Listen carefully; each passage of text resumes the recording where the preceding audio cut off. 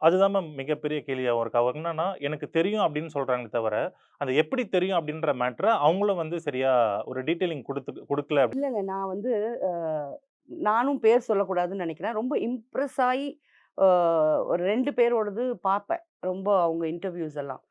அப்ப நிஜமாவே இவங்களுக்கு இதெல்லாம் தெரியும், தெரியும்னு நான் பார்த்தப்போ, ஆ எ பாலா விஷயம் அ ம். வரும்போது தான், அடடா! இவங்க எல்லாருமே அரைவேக்காடுங்க. இவங்களுக்கு எதுவுமே தெரியாது. அப்படின்றத நான் கன்க்ளூட் பண்ணேன்.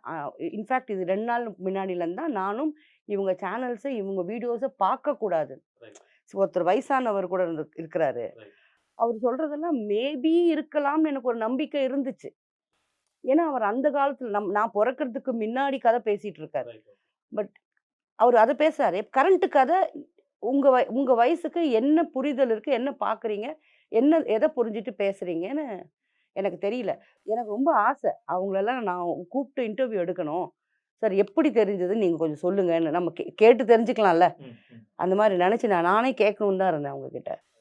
And coming to point Bala வந்து சர்வதேச கைக்கூலி அப்படின்ட்டு யாரு சொல்றாங்க. ட்ரம்ப் கிட்ட இருந்தா?